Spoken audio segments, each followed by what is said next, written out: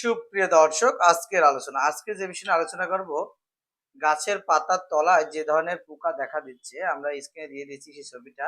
এই ধরনের সমস্যা হলে বা এই ধরনের গাছের তলায়, পাতার তলায় যে ধরনের পোকাগুলো থাকছে, এই ধরনের পোকা থাকলে কোন কীটনাশক দিলে তোমার দ্রুত সমস্যার সমাধান হয়ে যাবে। এই ধরনের সমস্যা থাকলে অবশ্যই তোমাকে দেখতে হবে পোকাটা সাদা কি কালো। যেমন সাদা জাব আছে, কালো জাব আছে। তো বিশেষ করে আমরা যেভাবে তুমি ভিডিওটি দিয়েছো বা ছবিটি দিয়েছো, আমরা সেই ধরনের দেখে এখানে বুঝতে পারছি এখানে ২ ধরনের পোকা রয়েছে। একটা সাদা আর একটা কালো। তো এই কালো ধরনের জাব বা কালো ধরনের এই পোকাগুলাকে তুমি যত ওষুধই দাও কিন্তু কাজ হবে না। কিন্তু একটা মাত্র ওষুধ তোমাকে ব্যবহার করতে হবে। স্ক্রিনে দিয়ে দিয়েছি দেখো একতারা।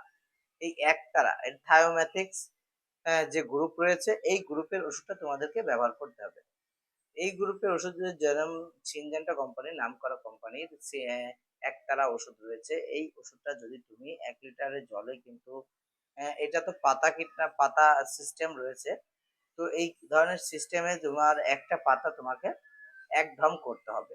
এই ১ ঢম পাতার সুন্দর করে আগে একটা বোতলে সুন্দর করে গুলিয়ে নিতে হবে। গুলিয়ে নেওয়ার পরে সেটা পুরা ১৬ টা ঢমের মধ্যে ওই পাতার ওষুধটা যেটা গুলিয়েছো ওটাকে তোমাকে ঢেলে নিতে হবে। ঢেলে নেওয়ার পরে সুন্দর করে ঝাঁকিয়ে নিয়ে তারপরে খুব সকালের দিকে তোমাকে গাছে স্প্রে করে দিতে হবে।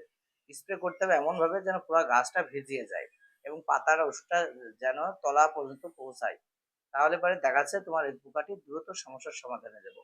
দর্শক, যে ধরনের ছবি দিয়েছো এবং যেটা আমাদের বোঝানোর চেষ্টা করেছো, এই ধরনের সমস্যা থাকলে অবশ্যই তোমাকে ব্যবহার করতে হবে একতারা।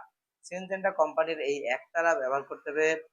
তুমি একটা ২ ঢামও করতে পারো, একটা ১ ঢামও করতে পারো। ওজনের উপরে নির্ভর, যে গ্রাম পাতা কিনবে অবশ্য সে সেইভাবে নিয়ন্ত্রণ করে নেবে এবং তুমি যে ক্ষেত্রে ওষুধটা কিনবে সেই দোকানে তুমি অবশ্যই জিজ্ঞেস করে নিতে পারে যে দেওয়ার নিয়মটা কেমন। যেমন যেখানে আছে কোনো জায়গায় আছে ১০ গ্রামের পাতা, কোনো জায়গায় আছে ১০ গ্রামের ২০ গ্রামের পাতা। তো অবশ্যই যে যেখান থেকে কিনবে অবশ্যই এই ওষুধটা এই ধরনের সমস্যা থাকলে তুমি একতারা ব্যবহার করবে, দ্রুত সমস্যার সমাধান হয়ে যাবে। তো দর্শক, আজকের আলোচনা এই পর্যন্ত ছিল। সবাই ভালো থাকবে, সুস্থ থাকবে।